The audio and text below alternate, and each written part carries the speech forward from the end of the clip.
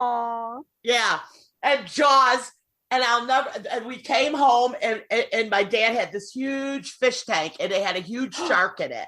And, and the shark had to be like, no, it was like, I don't know, like a 65-gallon fish tank. And he had a shark, and the sharks grow to the size. So that's why he had like an enormous tank. So the shark got really big. And I remember I fell asleep on the couch in the living room and that little tank was like bubbling. And I had nightmares the whole night, but I wanted to be a big girl. So I wouldn't tell anyone that I was scared because I was sleeping next to a fish tank with my father's hammerhead. See, that's awful. I first saw Jaws. We were on a beach trip. I mean, it was on TBS or TV. And of course, by then, she was probably 12. I was like 8 and we're on a beach trip and it was raining outside and we're all inside the condo on the beach watching Jaws. And then I'm like, why did any of these parents let us all watch this? Like, I don't want to go into the water anymore. Yeah, my stepmother used to always let us watch like inappropriate movies for our age. And my stepmother was like very young, she's only 10 years older than me. So when I'm, 14, she's 24. So it's cool, and we used to smoke cigarettes and drink Coca-Cola with crushed ice. Like that was our treat. The refrigerator, they had this fancy refrigerator back then that crushed the ice. Back then, you couldn't get the crushed ice. Okay. And right. Coca-Cola. And then we would chain smoke parliaments.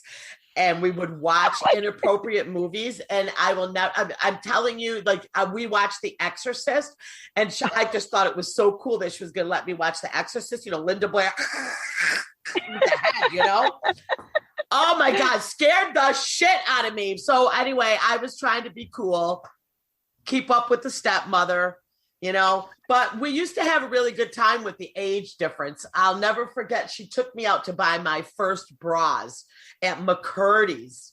Oh, I love McCurdy's. Oh, McCurdy's was like, I don't know. And here it was like it was like right.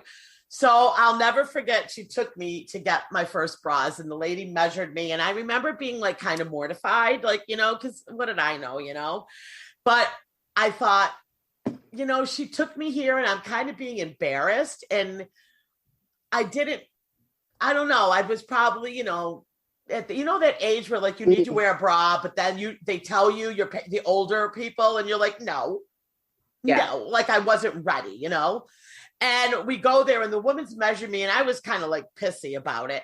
And I remember getting up to the counter and the woman got the bras out and my stepmother was like going up there to pay and I couldn't find her. And I yelled, Mom. And she was mortified because like our age, like there's no way she could be my mother. Plus she was a model back then. She modeled for like malt liquor. Like she had all these modeling. So not only was she 24, but she was gorgeous and looked even younger. And here's this little dumpy dirt rat me having to get a bra. You know what I mean? And I'm like, Mom. And she was so bad. Don't you ever. But I'm like, that's what you get for trying to make me wear a bra. Okay, I have one observation. Lauren, you lived a charmed life going on a beach trip. Yeah. That's awesome for you. You went on a beach trip when you were a kid? Beach trip? Yeah, we went every year. I love it. They're rich. That's wonderful. No, not at all. I lived in Louisiana, so we were really close to Florida. So it was just like you drive 5 hours and you're there. Listen, you know where our closest drive was? We went to Darien Lake. No, beach trip. No, I have to say that, we did get to go on. Like, I remember going on airplanes very, like, so young. I don't, but I remember hating, obviously, going on airplanes. I didn't give a fuck I was going to Disneyland. I just did not want to have to put that dress on and those patent leather shoes with stockings to get on that goddamn plane. But it was so fancy. Uh-huh. Oh, yeah. But yeah, we did go on some trips, but yeah, I mean, we didn't really have a nice beach here or anything. We had to get on a plane to see nice things. Yeah. So just for perspective, I never flew on a plane until I was 21. Okay, I'm just teasing you. We just drive. Yeah. So how old were you when you first flew, Mel? Okay, so yeah, my parents, they're old Italian. Very old They don't school. travel. My parents don't travel. So I was 21 with the person, with my then husband, who liked to watch people eat Dead people beaten. That flew. We were on the plane, and he was quoting alive as the movie. No, I'm just teasing. Yeah, I was 21. My parents would be, we went to Darien Lake every year, right? We didn't even stay in a hotel anywhere, Yeah, no, Mel's got very old school Italian parents, and your parents are from Italy. You're first generation. I'm second. No, my great grandparents are from Italy. Look, meeting your parents. Was that interesting. I would have thought your parents came right from the old country. Oh my God, that's hilarious. I'm going to tell people that, because then I'll be more exotic. Yeah, but no, I mean, my father's is first generation. I'm second, but my grandparents came here, from Italy, and they were very old school. My father is kind of an old school. My ex-husband's family, like my ex-husband didn't even come here until he was like 12. Like when I met him, his English was horrific. But but yeah, so my in-laws were very old school, and my kids have been raised, old school Italiano. Like they've been raised with the fucking plastic on the furniture and the Capodimonte chandelier. Like that's how we were brought, we were brought up. My grandma used to sneak the cow tongue in the sauce. People would hunt in the neighborhood. In the city, you guys, they would be hunted down on Galusha Street, shooting squirrels out of the trees, and they would bring them to my grandma, and she'd put them in the Sunday sauce.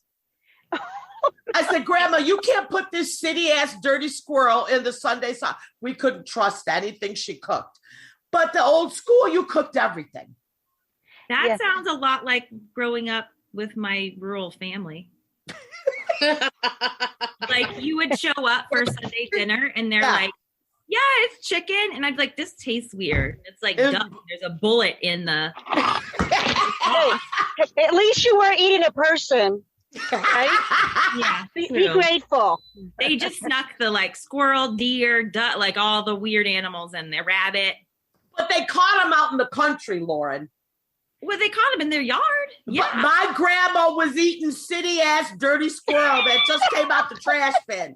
Like they were shooting them. What's the difference? Right? Listen. A squirrel. I don't know. There's a city squirrel and a country squirrel. That's right. Thank you. I see a new reality show. City squirrel. Country squirrel. The city squirrels are definitely slimmer. Listen, my grandma. Body shaming them. Are you body shaming? No, they have to fit in the city. The country squirrels, like we do whatever we want. All right. Well, I wasn't raised where they went out and they caught an animal where there was trees and woods. They shot a squirrel coming out the trash bin. All right, in the alley behind the house on Galusha Street. Are you sure it wasn't a raccoon? Or a no, she cooked those too. So a raccoon too. She cooked those too. And she would go down to the market. She would get the cow tongue. You guys have any idea how big a cow's tongue is? Yes. I bet. She would slap that shit down on the plate, and my uncles would fight over it. They would be stabbing that cow tongue, fighting. Wow. Yeah, but yeah, growing up in, have you guys ever seen My Big Fat Greek Wedding? Oh, I love that movie. Yeah. All right, Jen, Lauren, have you seen it? It's been a really long time. Okay. Jen? Of course. Okay. That movie, except they were Greek, is very similar to how Italian, right?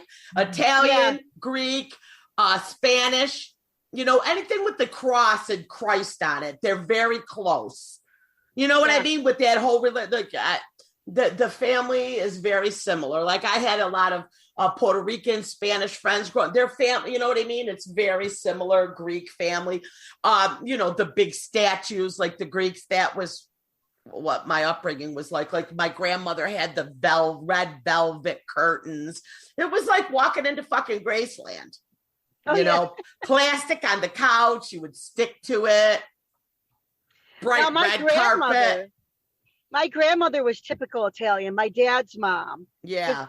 And so she had the plastic on the couches. Yeah. And then she had 2 kitchens. One kitchen. Oh, yeah, you go cook in the basement. You don't cook upstairs.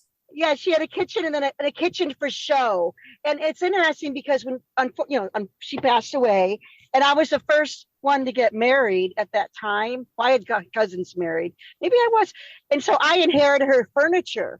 Right. And they were beautiful. And I moved to California with my grandmother's furniture. And of course, I didn't have plastic on the couch. And I just thought it was horrific if my ex-husband, sorry, Mom and Dad, if I say this, I was married, he would be naked on the couch. And I'm like, oh, my grandmother Calabrese is going to hate this. I'm going to go to hell. Grandma Calabrese. Yeah, Grandma Calabrese. Grandma Calabrese. So she would she'd have a kitchen for show and a kitchen for cooking, and then she'd have of course the towels. Don't use this towel, it's for show. It's for the company. And the soap. They had the special soap you couldn't use that looked like a shell. And it smelled. It was like Avon. Like my mother dealt that soap to everybody. My mother was at Avon. She sold Avon her whole life. So it's hard to believe someone like me grew up around makeup and beauty products. Like, I think it totally backfired. Well, you know what? My grandmother had the bathroom by the kitchen, and then she had the pretty bathroom, right? That was like, oh my God, we weren't, as grandkids, we weren't allowed to go in that pretty. Even my dad wasn't allowed to go. It was all pretty. And the soap was like these balls, right? And they were shiny, not like the testicles of older men. They were shiny, okay? And you would squeeze them, and then the liquid would come out. Yeah. I was a little kid. Do you know what I'm talking about, Cindy? Yeah. The little jelly ball things. So as a little kid, I went up there, and I was just like enamored. I was all pink. It was pretty. Yeah. And I squeezed the soap, and I'm like, oh my God, I'm gonna get in trouble. I squeezed it and some came out. Your best bet would have been to swallow it at that point just to save yourself. She was the original Tide Pod swallower. That's me. Yeah, she started that trend, ladies. Yeah, and what else did she do? Oh, she'd always have candy. And then of course she would have she wouldn't, I guess, a bank. She didn't really use the bank like other people would use. She'd have cash under the mattress in boxes.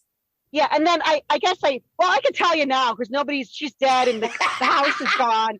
But she would put the money under the the table. It would have this table folding cover over it. Oh, okay. Yeah, and that's where the money would go.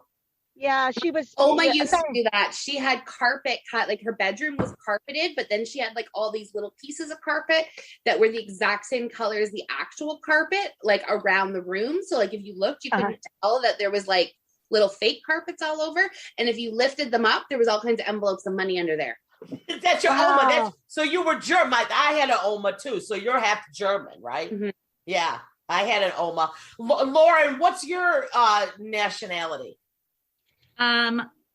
Mostly Irish. Through my mom's side, but yeah, that is off the boat, Ireland into the U.S. So you were raised with some Irish Catholic grandmother. Okay, perfect. Sunday dinner, she frowned upon saying the phrase, "Oh my God," you could not say that anywhere. Yeah. So, but I'm always I think we've discussed this before, but I am always very interested in, people's nationalities and their upbringing and the foods, the type of foods they ate and the way, like I said, I was, the Catholic, we weren't religious, but we didn't get squirrel. Yeah. But, there is always that little tradition of things that you remember, from your grandma from Ireland or your grandma from Italy or your Oma, and, the different foods and just the way they thought. It was always very interesting to me. Still my grandmother, Italians, like a lot of cultures, like to give people food when they leave the house. Well, so my grandmother, Yeah, so my grandmother would always, sauce or meatballs. She put it in a little plastic baggie. Yeah. And my uncles and, my aunts and us kids, my cousins. So everybody would leave the house with a package. So this crazy woman next door